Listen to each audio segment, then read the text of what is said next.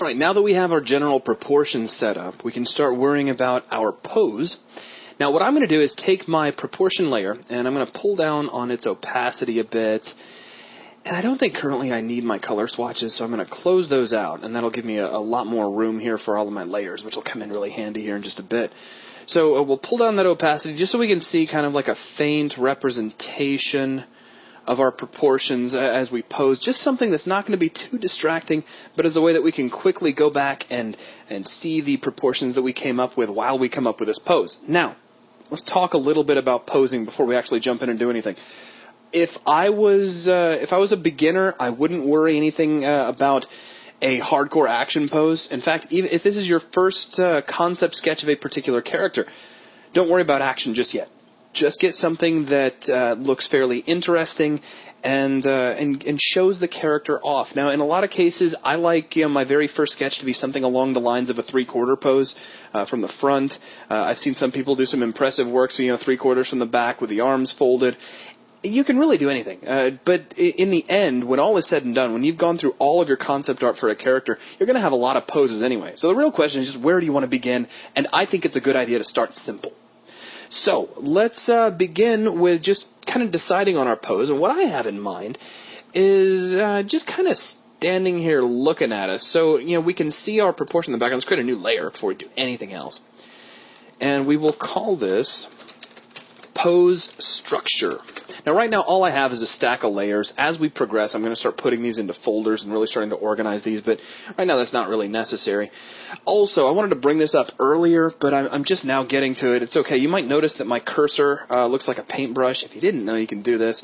You can go into Preferences and go to your Cursors section, and I've set this to Standard, which gives you your paintbrush, and the only reason I've done that is so that you can get an easier idea on your end where my cursor is while I'm working. I usually don't work this way. Usually I have the little tiny crosshair, but I just thought I'd bring that up because it is hopefully making things a little easier to follow on your end. Okay, so let's create a very basic stick figure using the proportions that we've come up with that represents the pose that we have in mind. And we can actually draw this right on top of what we've already created here. So we'll create a pair of hips. Now, I generally like building my hips as kind of this downward bent contraption, though if you wanted to, if I erase it, there's really no reason why you can't simplify this down to a straight line. Now, you'll notice that my hips are kind of at an angle. I'm not building these perfect straight up and down. It's kind of like an artistic choice. You're going to find that the eye responds better to angles and diagonals as opposed to straight-ons. Now, if you're very, very new to drawing in general, and you just want to do a straight-on as your very, very first drawing, I completely understand and respect that. But before you make that decision, follow through with some more of these videos because I'm going to show you a fairly easy way to come up with a three-quarter view. So there's our hips. Let's do our spine. Now, again, we can draw our spine in a straight line, but a spine really does kind of look straight up and down in a lot of cases if you straighten a person out and you look at them directly from the front. But from the side, even if you rotate a little bit, the spine starts to get a bit of an S-curve about it. You'll find that the human body, and if we're making something that, while it's not human, it's humanoid, is made up almost entirely of S-curves. There are S-curves literally all throughout the human body. So let's take our spine. We'll make a very subtle S-curve. So we get the arch at the small of the back, and then we'll just curve that all the way up to the top of the shoulders, as we have here. Now, the shoulders I'm going to make as more or less just a straight line.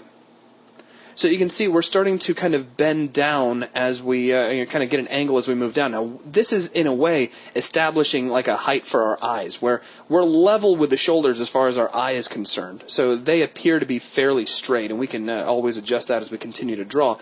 But the hips are starting to get as a little bit bent, and that can be because of a weight shift on the character's part, or because our perspective is changing, because our eyes are actually here, and as we started to look down, they would appear to be at an angle. It's called foreshortening. Okay, so we've got that in place. Let's start off simple. Just come up with some sort of a shape that represents the torso. Now, we've already got this kind of very basic proportion drawing we have in the background, and just by using that, we can see that his torso would have this kind of kidney sort of jelly bean look to it. So let's use that as a basis. We'll start off by drawing kind of a chest area. And then we'll wrap this around to just, the top of the shape, which is going to be where the shoulders are, but that's irrelevant right now. Now, I'm kind of doming this out a little bit around the back for, where the back would be located. We'll just follow this outline. And there we go. We just get a really basic shape for the torso. And if we wanted to, if we don't want to be able to see through that, or if that's confusing, we could even at this point erase the spine and just try to draw a center line down the thing, get a feel for where the front of the torso would be. And so just following that down, if you just kind of think about how this would flow, where it pinches in here, you kind of see that a center line would run like this. Now, if you don't immediately see that when you're looking at your shape, don't be too hard on yourself. But keep this in mind. This class, this Advanced Digital Production class, already assumes a certain amount of knowledge of 3D applications. And you should know this. If you have any experience with 3D applications, you've already got a leg up on everybody who's ever tried to draw. Because you already have seen three-dimensional objects. Even if you just drop a sphere into a scene and put in a light and hit the render button, you know where you position that light. You can see how the shading is falling across it. You've already, in your head, whether you know it or not, you've developed this three-dimensional structure, this three-dimensional visualization has started to take place in your head if you have any experience working in 3D applications whatsoever. Take advantage of it. Try to imagine this shape that we created, this jelly bean-like shape, as a 3D object. What would it look like? And more importantly, what would its wireframe look like? Based on that information, you should be able to infer, at least generally, where the center line would be and how it would kind of curve through space. If it's hard on you, if it's tricky, or if that's too intimidating, don't worry about it right now. It'll come to you. I mean, if you were maybe doing a more muscular character and you needed a more robust frame, something that looked a little bit more top-heavy, you might go in a different direction. I'll try not to, let's take our pose structure. I'll just temporarily turn down its opacity. And I've got a new layer, something I can throw away. I mean, you might be building something that looked kind of like this. And this is just really roughing it out really quickly. So we got this really big latissimus area. We got, the pectoral muscle sticking out here. We got kind of a flat washboard area for the abs. Now, where would the center line for this be? Well, because he's turned 3/4 away, it seems like it would tilt here and go in between the pectoral muscles, and then it would kind of curve down as we started to go down the spine, the rib cage, and then right across the abdominals. So we've just got a center line for that. And how do we come up with that? Just by imagining this outline as a 3D object. It's not something that everybody can do naturally. I've seen some people who, when they're getting into drawing, they're like, oh, well, that's really easy, and other people where it takes a little more time. If you don't have it immediately, work with it. And what I would recommend, just as an exercise to get you into the practice of doing this, is start simple.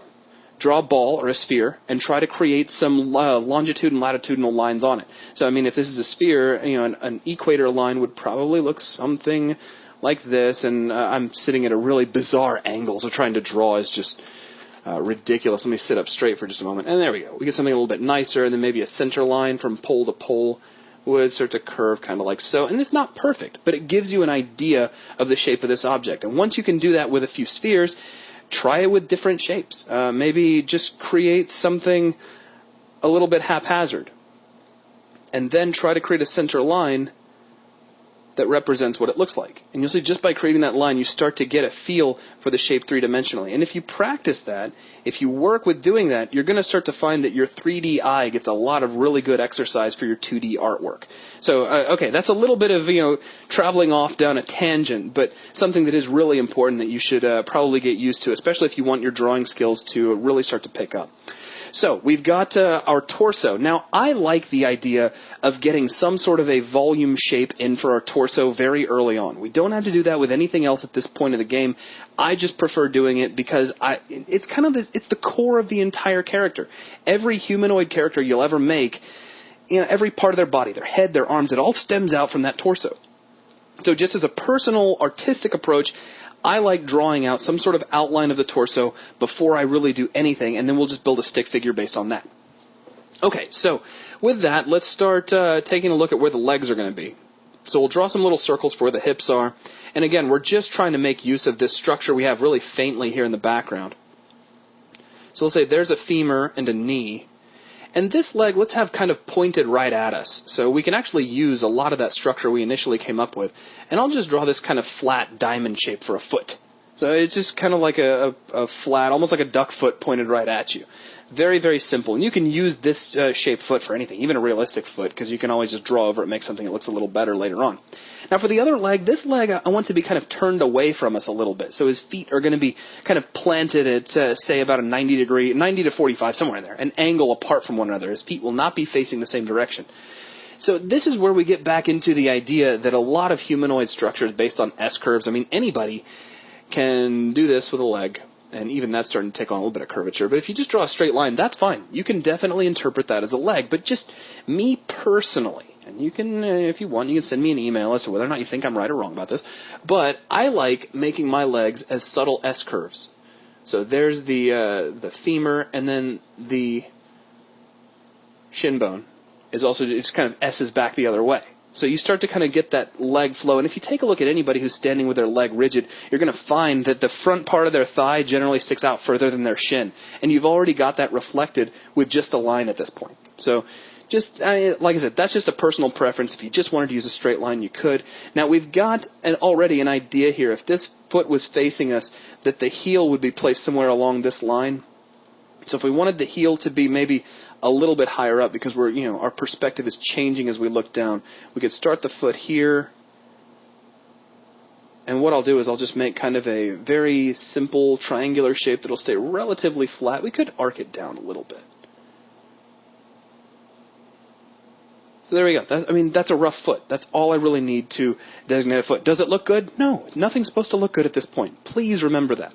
Okay, so now we've got a little bit of structure already starting to take place. Let's take a look at the shoulders. Again, I like the idea of highlighting this is not a very athletic critter, so I like his shoulders to be kind of thin, which we established here with our proportions. And even this may be a little wider than I liked. And be open to that. Be open to, as you're drawing and as you start to get a deeper representation of what's going on, you might think, that's looking pretty good, but it might look better if I did this. And experiment. Have fun with it. So I'm going to draw a circle for where the shoulder is going to be. Actually, you know what? I'm going to erase that. We're not even going to undo it. I'm just going to erase it all together. I'm going to move it out just a little bit further. So right about there, which is a subtle change, but it's all the change in the world as far as I'm concerned.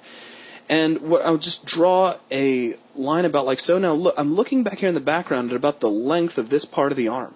So I'm keeping that background drawing, that background proportion in mind. And we'll draw a little elbow joint. And then back to kind of that S-curve thing, we'll take the length of the forearm. We'll just kind of arc it back in a little bit. Because you will find that almost nobody, or probably actually nobody's forearm is perfectly straight. There's a little bit of a bend to it. And I'm just going to exaggerate that a little bit. And for a hand, all we're going to do is do another simple diamond shape. So keep it very simple. Don't worry about trying to make pretty hands just yet. And don't let yourself get bogged down in thinking you have to make pretty shapes, because all that'll do is just slow you down. Okay, so what are we going to do with this other arm? I had thought early on, and we just drawing like a joint for the shoulder, about just hanging it down the other side. But if we do that, we almost don't even need to draw it. Once we get some flesh in here for the legs and whatnot, it's like the other arm would be almost entirely hidden. And I'd like it to be there and doing something. So maybe we could take it and have it, kind of coming out this way and have it holding on to something. That was just kind of another idea that I had. So again, just kind of getting an idea of that length from your original proportion drawing. Draw out an upper arm, and notice that I'm still kind of curving things a little bit. You don't have to. You can draw this as a straight line. I just think curves look better. I think that I get a more natural flowing feel from curves. I think you find curves a lot in organic objects, and so I try not to stick with straight lines for anything if I'm drawing a character. So we'll just draw in a little elbow here, and then we'll take the forearm, and again, that forearm is really overlong, but we'll go with it for now. And then we'll draw another diamond shape that's kind of oriented in a different direction that represents the hand, kind of wrapping back around, like he's going to be holding on to maybe a stick or something. And we won't worry about the stick just yet. Okay, so now we need to focus on the head. Now the head I'm going to build in two parts. And this is a really nice technique to use for just about any kind of head, where if you take a look at your skull, and I'm not saying you actually take your skull out, or if you have a skull handy, you can look at that. But your skull, if you simplify it down, is really two separate pieces, where one piece is generally spherical, maybe with like flattened sides, but it is generally a sphere, and that comprises the bulk of your cranium, where most of your hair is sitting, and your brow. Now, hanging off of that, most of us have a fairly cylindrical shape toward the front of that sphere that becomes our chin and the rest of our head. Now this guy, I'm thinking, he needs to be a little bit, not quite so human, not so perfectly proportionally human in structure. I want him to be kind of jowly, kind of a fat face. So what I'm going to do is I'm going to build his head out of more or less 2 spheres. And if you have that 3D background, if you've been exposed to a 3D application, this is already a little bit easier for you because you can imagine 2 spheres, or you can drop into Maya or 3ds Max and create 2 spheres and start positioning to look roughly like a head. It's really easy to do, and it's not a bad way to get visualization in place. So what I'm going to do for starters is really faintly draw 1 sphere out here. And I've already run into a problem, and it's not really an issue, it's not something super negative, but it's a problem for me in that I'm running out of room on the paper. I feel like I'm encroaching too close to that edge of the sheet, and that drives me crazy. And it may not drive you crazy, but I know a lot of people that it does. So here's what I'm going to do real quick. We grab our pose structure layer and our proportion layer, hit Control-T, and we can move it down, and that might be enough right there. But if you needed to resize it, you could do that too. They're still your brush strokes. So, don't feel bad about doing that. Resize them, reshape them, whatever it takes to put them wherever you need to be. If you're working on a sheet of paper, well, just move your paper. And then, when you retrace, it'll work out just fine. So let's go back to our brush. Oh, and it thinks I have 2 layers selected, so let's go back to just 1. So we'll have 1 sphere. Oh, I'm drawing with a pencil. Don't ever draw with a pencil. We don't like the pencil. We're going to hit B a couple of times until we actually get back to our actual brush. There we go. Okay, so we have 1 sphere, and you'll notice I've kind of offset it because, again, we've got this 3/4 view. So the cranium's going to be pushed back a little bit, and then the other sphere that'll form the front of the head, we'll just draw right here in front. Again, this is just a general representation. When we outline it, we can make it bigger, we can make it smaller. Just don't worry about it right now. You're just kind of worried about the pose and the basic structure and the size. What I might do, and this is just me just looking at this, we'll grab our marquee tool and grab these little brush strokes, hold down Control, and move these up into the air just a little bit to give us room to create a neck, because I kind of set that head right down on the shoulders, and I don't really want to do that. So now let's hit Control-D, let's hit B, and then we can sketch in a very simple neck. And when I'm doing necks, what I'll generally do is create sort of a diamond shape at the top, and all that's doing is giving me some sort of a 3D representation, if you will, of how that neck attaches itself to the torso. I just kind of like doing that. Okay, so looking pretty good. We're not far along enough yet to really call judgment on whether or not this is truly working, but I think from a pose perspective, this is pretty close to what I want to see. A couple of little changes is like I wouldn't mind seeing a little more perspective in the legs, which in this case would mean taking one leg and shortening it, or lengthening the other one, or maybe a little bit of both. So let's go ahead and go back to our old tricks. Let's grab our lasso tool, and we'll grab one leg, and we'll hit Control-T, and I'll just push this up a little bit. Not too much. We'll be really subtle with it. Now, I'm feeling a little bit of snapping there, so my very next step is to go over to View and make sure the snapping is off, because that drives me crazy if I don't want to use it. And we can press Enter there, and then let's go ahead and grab the other leg, just for the heck of it. And we'll pull this down, just by a little bit. Just enough to where there is a little bit of differentiation between what the legs are doing. And already from there, you can kind of start to get a feel of space in between the feet, which is all I'm really going for. So this is the idea that I have for our pose. Now, if you're following along, if maybe you've created a pose, take a moment. Look at your pose. Decide if you like it. If you don't like it, start a new pose. All this really is a layer or a sheet of paper as far as you're concerned. You can set it aside. I would recommend you don't throw it away. Set it aside and maybe draft another pose, because you might draw your new pose and get and go, you know what, that first pose I had was working a lot better. I'll just go with that. So please, please, please, please, please, unless you know without a shadow of a doubt that you have created a disaster piece, don't grab your paper, wad it up, and throw it over your shoulder. It may come in handy at some point in the future. It may come in handy just a few minutes later as an example of what not to do. Just don't get all freaked out and irrational about your own artwork. Okay, so we have our pose done. That's going to wrap up this video. And in the next video, we'll take a look at our next step of the technique, which is to start producing the volume of the various pieces of our character.